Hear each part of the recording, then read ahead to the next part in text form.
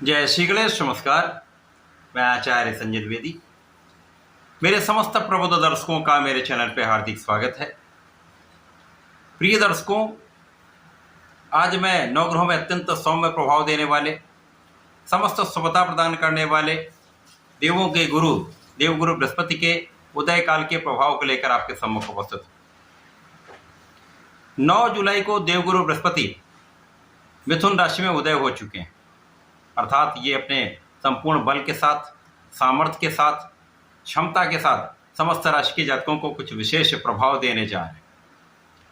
आज मैं मीन राशि के लिए, जो गुरुदेव बृहस्पति की ही राशि है, गुरुदेव बृहस्पति के इस उदय काल का किस प्रकार का प्रभाव प्राप्त होगा, समय में किन किन भाव पर प्रभाव पड़ेगा, किन किन भाव की प्रबलता प्राप्त होगी, समय को आप कैसे उपयोग में ला सकते हैं, संपूर्ण विश्लेषण मैं पूर्ण तरीके के साथ करने जा रहा हूं।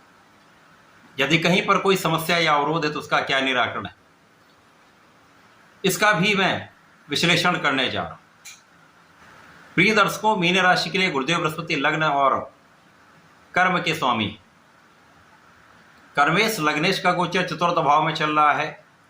अब चतुर्थ भाव जो केंद्र का ही भाव है, यहाँ पर गुरुदेव बृहस्पति केंद्र के भाव में होकर प्रबल होंगे, परंतु यहाँ पर एक दोष भी लगेगा। केंद्राधिपति दोष का यहाँ पर निर्माण हो रहा है, जिसके कारण जिस भाव में ये होंगे उस भाव की निर्बलता अवश्य प्राप्त होगी।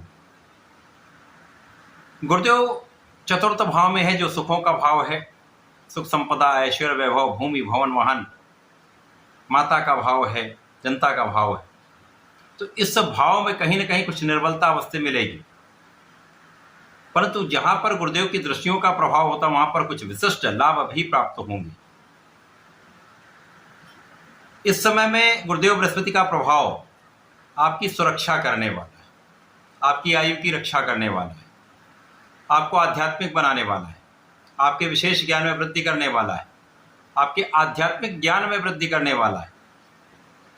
इसी प्रकार से गुरुदेव बृहस्पति उन जातकों के लिए विशेष लाभकारी होंगे जो रिसर्च का कार्य कर रहे हैं, साइंटिस्ट हैं, भूगर्भवेत्ता हैं, या किसी प्रकार के रिसर्च के क्षेत्र से संबंधित हैं। उनको एक अच्छा लाभ यहाँ पर प्राप्त होता दिख रहा है।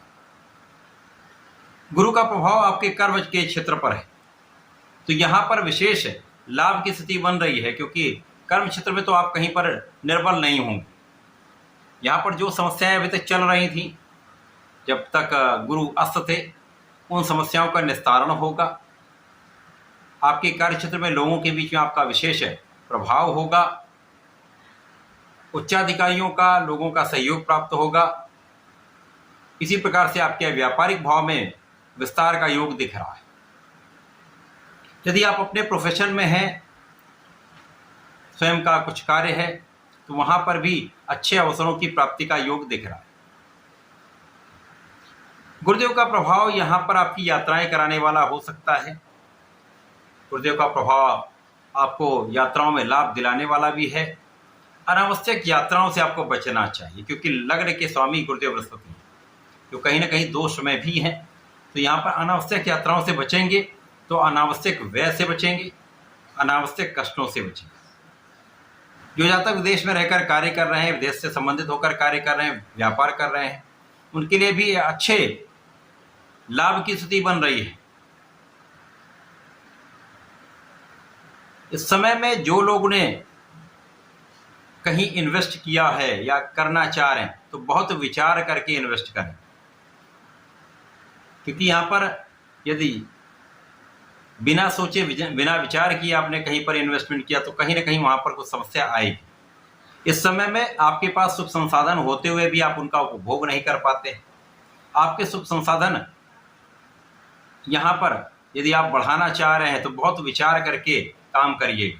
विशेष रूप से भूमि भवन के क्रय करने में आपको सावधानी रखनी हो। माता के स्वास्थ्य में यहाँ पर समस्या हो सकती।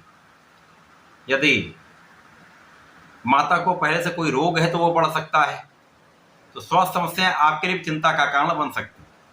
अतः इस समय में आपको विशेष रूप से वहां पर माता का ध्यान रखना चाहिए।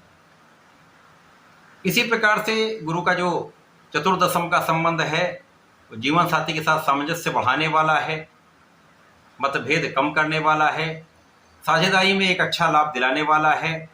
तथा आपके मानसिक बल को बढ़ाने वाला है, आपकी दृढ़ता को बढ़ाने वाला है, आपके धैर्य को बढ़ाने वाला है, आपके डिसीजन की शक्ति को बढ़ाने वाला है, विवेक को बढ़ाने वाला है। तो गुरुदेव का ये उदय काल मीन राशि के जातकों के लिए कुछ अच्छे प्रभाव दे रहा है, कुछ कहीं समस्या भी है। इन समस्याओं के निस्तारण के लिए आपको भगवान शिव पर जलार्चन करना चाहिए। प्रत्येक गुरुवार भगवान शिव पर जलार्चन करें, पीले पुष्प का अर्पण करें, पीले चंदन का अर्पण करें। हाँ, चंदन की ही सुगंधि का अर्पण करते हैं तो विशेष लाभ आपको प्राप्त होंगे। इस समय का आप अच्छा उपयोग करके लाभ ले पाए, तो ऐसा करके इसका लाभ लें। धन्यवाद, नमस्कार।